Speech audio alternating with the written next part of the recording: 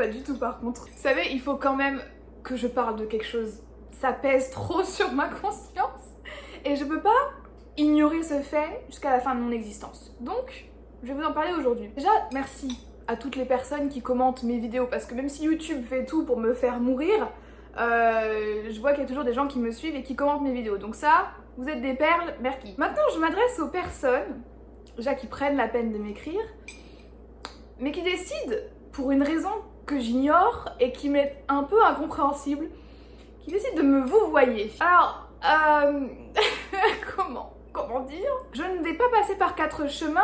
Ai-je l'air vieille? Voilà, c'est la question du jour, finalement. On n'est plus à ce stade, on a dépassé ce stade même, je dirais. Quand j'ai décidé d'afficher ma vie sur YouTube et de vous faire des vlogs dans lesquels je pleure, que je suis à ça de craquer. Et à chaque fois, ça me fait rire quand je lis les commentaires de personnes qui me voient parce que je suis en mode ok, mais moi, je fais quoi?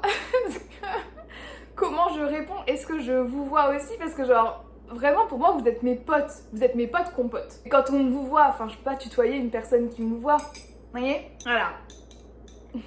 Ça c'est le genre de problème que je rencontre dans ma vie. Sympa hein?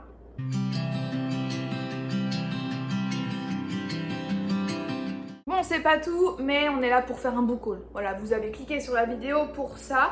Alors petit disclaimer, la plupart des livres que je vais vous présenter, à l'exception de 1, ont été trouvés et n'ont donc pas été achetés par moi, puisqu'en fait, dans mon quartier, il y a pas mal de petites librairies, enfin bibliothèques gratuites là, où les gens déposent des livres.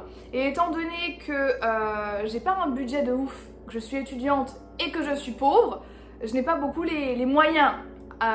Voilà. D'autres questions? Malgré tout, je trouve que j'ai quand même été chanceuse dans mes petites trouvailles parce que je prends pas non plus les livres juste parce qu'ils sont gratuits, hein. C'est vraiment pas mon genre. Mais c'est quand même des livres qui m'attiraient et il y en a certains qui étaient même sur ma wishlist. Donc je vais vous montrer ça tout de suite. Le premier livre, je sais pas comment expliquer, je sais pas. Est-ce qu'il s'agit d'un livre de développement personnel, je dirais, qui s'appelle Happily Ever After et qui est en fait 39 mythes à propos de l'amour. Que moi ça va en ce moment. Moi la vie amoureuse ça va, genre j'ai absolument aucun problème. Et vous? C'était un peu un acte impulsif, genre j'étais pas seule, j'étais avec un ami, donc Clément si tu passes par là je te fais des bisous. Et je me suis dit, bon, pour la science, quelque part. Je crois que j'ai déjà parlé de ce livre dans une autre vidéo. Je suis à côté de mes pompes. Alors je suis dans une autre planète. Je suis vraiment désolée. Du coup, on va passer au livre suivant en fait. Ceux-là, je suis quasiment sûre que je vous en ai pas déjà parlé. D'ailleurs, je les ai trouvés les deux en même temps. Il s'agit de The Second Sister de Claire Kendall. Et je crois en avoir déjà entendu parler sur Booktube. En fait, c'est marrant parce qu'à chaque fois, je vous dis j'en ai entendu parler ou genre je l'ai déjà vu passer, mais je ne regarde plus de vidéos YouTube. Enfin, vidéos Booktube. Donc je sais pas, mais je vous assure que je les vois passer, celui-ci notamment. En gros, c'est une fille qui va partir à la recherche de sa sœur qui a disparu il y a 10 ans.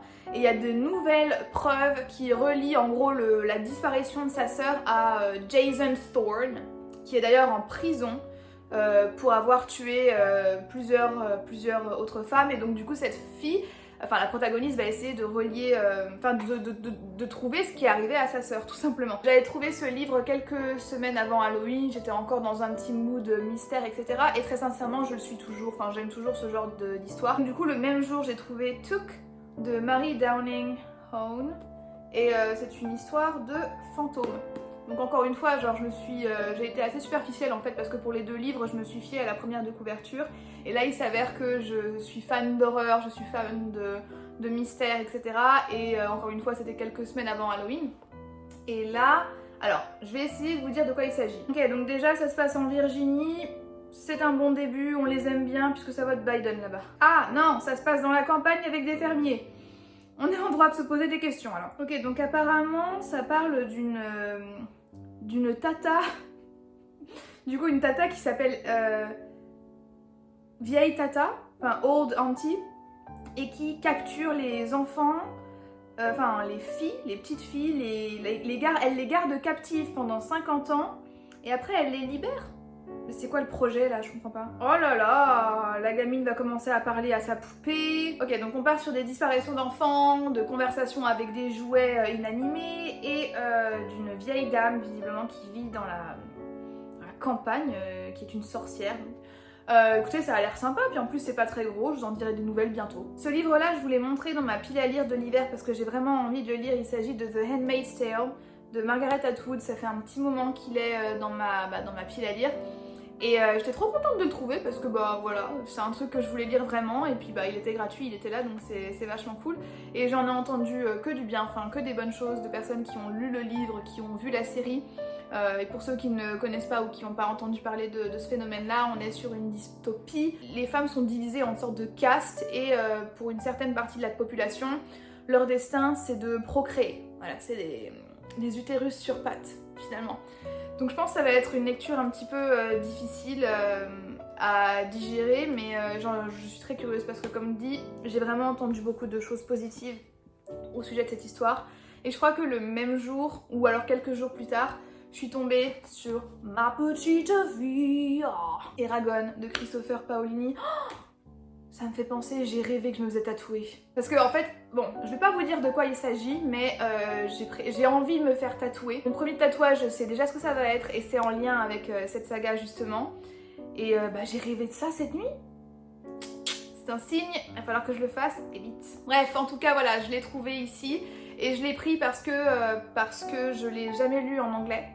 Et en fait, je sais pas, c'est vraiment con, mais étant donné que c'est un peu la saga de ma vie, c'est vraiment à titre personnel parce que je suis pas du tout objective, je sais pas ce que ça vaut aujourd'hui, j'ai juste tellement d'affect qui me lie à cette histoire que voilà, pour moi c'est juste...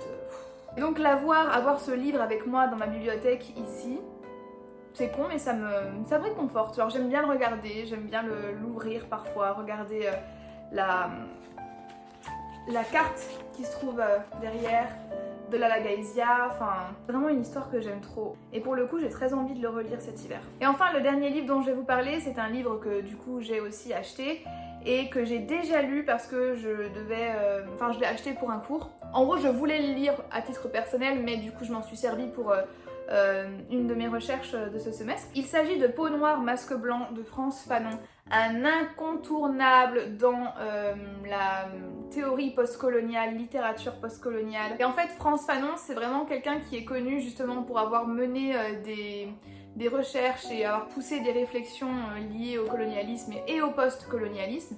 Et donc dans ce livre-là, il parle un peu du fait de vivre, enfin d'être une personne de couleur et notamment une personne noire dans un contexte blanc, et il va beaucoup parler d'intériorisation et d'oppression intériorisée, du regard que le noir porte sur sa couleur, sur son pays, enfin voilà, sur ses interactions avec le blanc. C'est des termes qui sont employés, hein, blanc, noir, etc. dans le livre. De toute façon c'est pas des gros mots, hein, noir, blanc, enfin voilà, c'est comme ça qu'il faut en parler. Et c'est assez, alors c'est très théorique, c'est dur de le suivre parfois, mais ça reste quand même assez important. Après, j'avais entendu énormément de bonnes choses. France Fanon, il est loué, surtout dans les études postcoloniales dans lesquelles je me trouve. Mais bon, c'est pas maintenant que je vais vous faire une critique de ce livre, mais j'ai des petites réserves par rapport à ce livre, qui n'engage de toute façon que moi. En tout cas, un incontournable, quelque chose à lire pour se documenter, pour se renseigner, et pour essayer de comprendre aussi, même si vous êtes une personne qui n'est pas spécifiquement racisée, essayer de comprendre ce qui se passe dans la tête des personnes racisées lorsqu'elles sont dans des contextes blancs, majoritairement. Donc voilà, le dernier livre de ce book haul. Bon bah écoutez, voilà, petite vidéo, il y avait quoi? Il y avait 1, 2, 3, 4, 5, 6 livres. C'est pas énorme, mais ça me suffit amplement. Comme je vous l'ai dit, les fonds manquent.